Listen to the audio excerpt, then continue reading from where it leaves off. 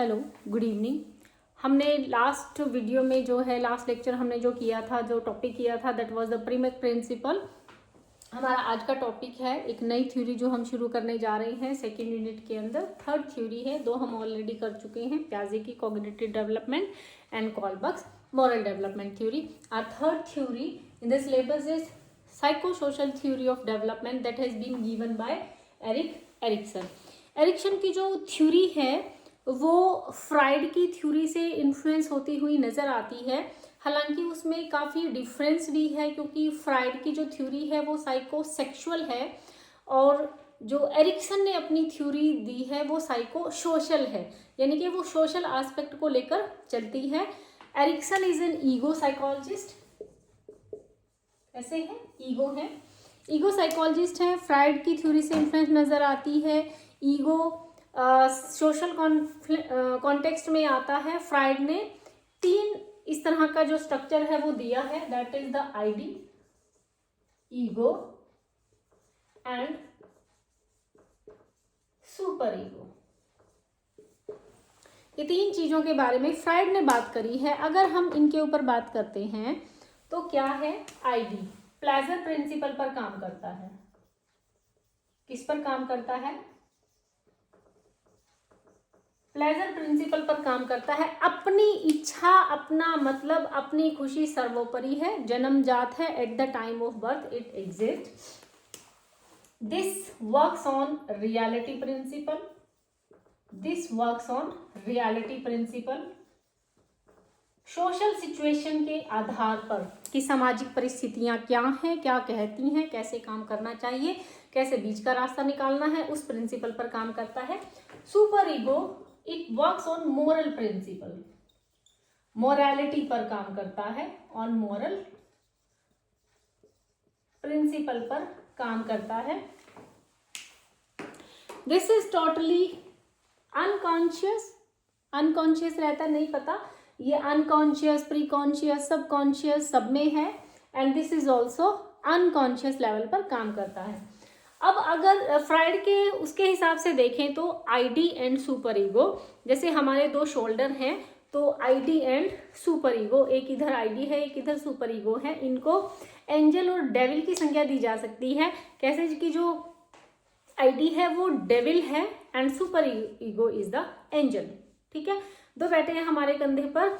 उसको डेविल क्यों कहा गया है? क्योंकि प्लेजर प्रिंसिपल पर कि मुझे किसी से कोई लेना देना नहीं है, मुझे अपनी खुशी से मतलब है, उसके लिए चाहे कुछ मर्जी हो जाए, मुझे ये चाहिए तो चाहिए। ठीक है, उसके बाद सुपर ईगो है, मोरालिटी के प्रिंसिपल पर काम करता है, नैतिकता के सिद्धांत पर काम करता है कि ये नहीं होना चाहिए क्योंकि ये बिल्कुल ही गलत है, चाहे उसमें भी किसी का नुकसान हो रहा है। तो ये एंजल है क्योंकि वो गलत नहीं करना चाहता कुछ भी, इसको सही गलत से कोई मतलब ही नहीं है। Then we talk about the ego. Ego यहाँ पर क्या है कि एक बैलेंस बनाने का काम करता है। ये किसका काम करता है? बैलेंस बनाने का काम करता है। बैलेंस बनाता है किस किस के बीच में?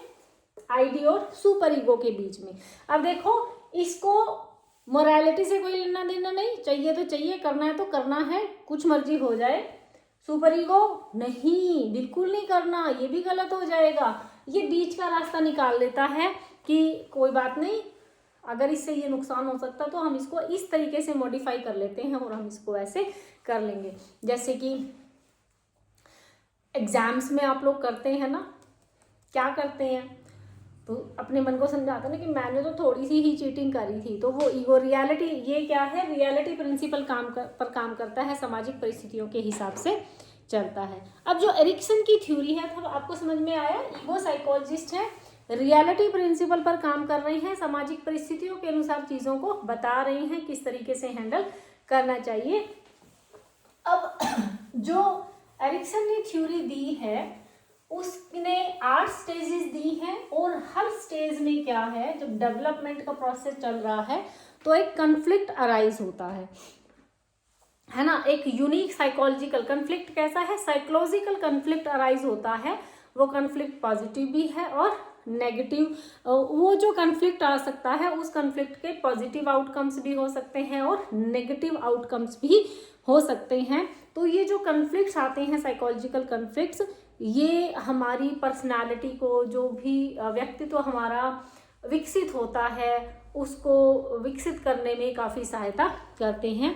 सो there are the Eric Erikson has given 8 stages of development in his theory, and the name, just remember the name. First, trust versus mistrust, and the age group is 0 to 1. As group क्या है? 0 to 1 है।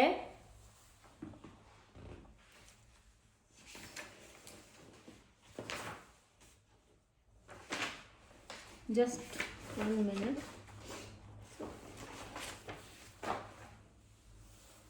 0 to 1 है। Trust versus mistrust यहाँ पर develop होता है। कहीं कहीं आपको 1 की बजाय 18 भी मिल सकता है, तो you can just go through. 18 है, लेकिन एक्यूरेट क्या है? 0 to 1 है।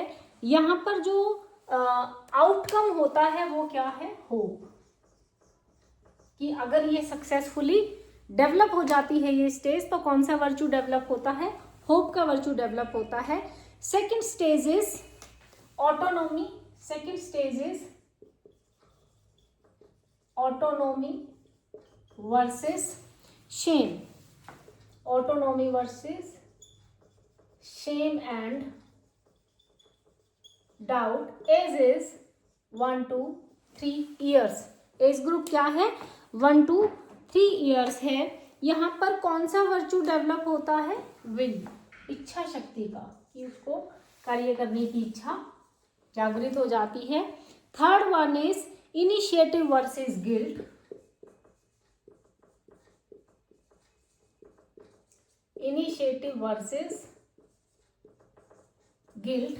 यहाँ पर एज ग्रुप क्या है? As group is 3 to 5। 3 to 5 का एज ग्रुप है। 3 to 6 का एज ग्रुप है यहाँ पर। और जो वर्चू डेवलप हो रहा है दैट इज द पर्पस। कौन सा वर्चू डेवलप हो रहा है? पर्पस का वर्चू यहाँ पर डेवलप हो रहा है। Fourth stage is industry versus inferiority. Industry versus inferiority. यहाँ पर इंडस्ट्री का मतलब कोई उद्योग से नहीं है, बल्कि हम जो काम कर पा रहे हैं बहुत कॉन्फिडेंस से, उससे है। So age is 6 to 12। 6 to 12 है। और यहाँ पर जो वर्चू डेवलप हो रहा है that is the virtue is confidence.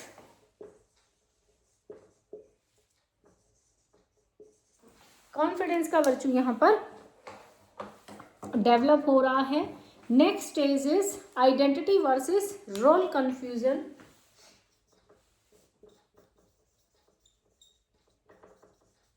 Identity versus role confusion, and the age group is 12 to 18। Age group is 12 to 18। 12 से 18 साल का एज ग्रुप है। कितना है? 12 से 18 साल का एज ग्रुप है। और जो वर्चू डेवलप होता है दैट इज फिडेलिटी, और हम ये कहेंगे लॉयल्टी। FIDELI, फिडेलिटी, और हम कह सकते हैं लॉयल्टी यहाँ पर डेवलप होती है। एरिक्सन की 5वीं स्टेज से ये भी stage is important one. Important stage है। यहाँ से क्वेश्चन आता है HTET CTET में, ये पूछा जाता है कि एरिक्सन की कौन सी स्टेज में बच्चे की आइडेंटिटी डेवलप होती है, जेंडर आइडेंटिटी डेवलप होती है। तो कौन सी स्टेज में डेवलप होती है? 5वीं स्टेज में बच्चे की जेंडर आइडेंटिटी डेवलप हो रही है. This question has been asked so many times in HTET and CTET, so important. Erikson की कौन सी स्टेज में जेंडर आइडेंटिटी डेवलप हो रही है? 5वीं स्टेज में डेवलप हो रही है. ठीक है. Next stage is intimacy versus, ये मैं रब कर देती हूँ, आपने कर लिया होगा. Next stage is intimacy versus isolation. ठीक है.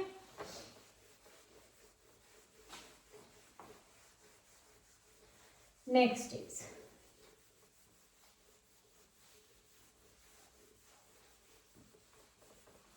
Next stage is intimacy.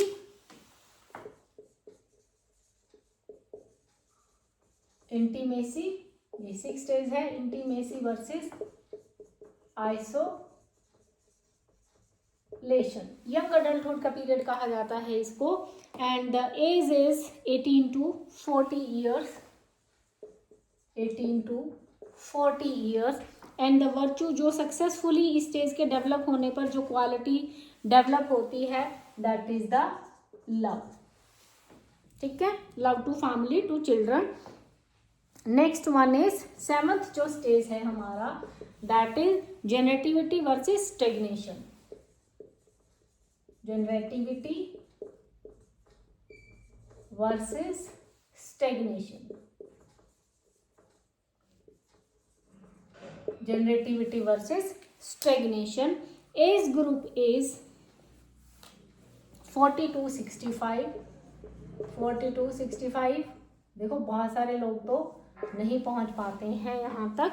Next जो वर्च्यू डेवलप होता है वो होता है केयर का डेवलप होता है. 8th stage is ego integrity versus despair. Ego integrity versus despair, यानी कि उदासी, डिप्रेशन, ये डेवलप हो जाता है. And the as group is 65 plus. As group is 65 plus. ठीक है. यहाँ पर क्या करते हैं, लाइफ को रिफ्लेक्ट करते हैं कि हमने पीछे सारा क्या किया था. Generativity versus stagnation. यहाँ पर ये पीक पीरियड होता है डेवलपमेंट का. यहाँ पर हम रेडी होते हैं सोसाइटी से जो हमने लिया है उसको वापस करने के लिए. इंटीमेसी वर्सेस आइसोलेशन, ये वो पीरियड है जहाँ पर फैमिली बनती है, मैरिजेज होती हैं, बच्चे होते हैं. ठीक है. तो क्लोज रिलेशंस बिल्ड होते हैं, यहाँ पर रिलेशनशिप्स बिल्ड होते हैं. जो 5वीं हमारी स्टेज है यहाँ पर ये सोशल रिलेशनशिप्स की स्टेज होती है. जेंडर आइडेंटिटी यहाँ पर डेवलप हो जाती है. उसके अलावा जो हमारी 3rd स्टेज थी, यहाँ पर हम वर्ल्ड को जो 4th स्टेज है वहाँ पर हम इनिशिएटिव लेते हैं, लीडरशिप क्वालिटी डेवलप होती है हमारे अंदर. और जो 3rd स्टेज है हमारी autonomy versus shame and doubt, वहाँ पर हम अपने आप से काम करना चाहते हैं. इनिशिएटिव वर्सेस गिल्ट है, अपने आप से काम करना चाहते हैं. अगर हमें बार बार ये बताया जाता है कि तुम नहीं कर सकते हो, हर बार गलत करते हो, तो फेल होने पर गिल्ट हो जाता है. Autonomy versus shame and doubt, यहाँ पर मोस्टली ये टॉयलेट ट्रेनिंग का पीरियड होता है, जिसको बहुत ज़्यादा सख्त ट्रेनिंग से गुजरता है. बाद में OCD होने की संभावना बहुत ज़्यादा हो जाती है उसमें.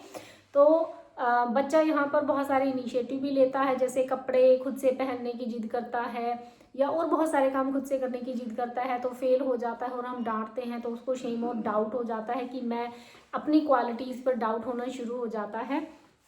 The first one is that is trust versus mistrust. यहाँ पर बेसिकली केयर गिविंग का रहता है, पेरेंट्स का रोल ज़्यादा रहता है, उन्हीं की हेल्प से ट्रस्ट डेवलप होता है. ठीक है. जो स्टेजेस हैं वो हम नेक्स्ट वीडियो में डिटेल में करेंगे. Okay, thank you.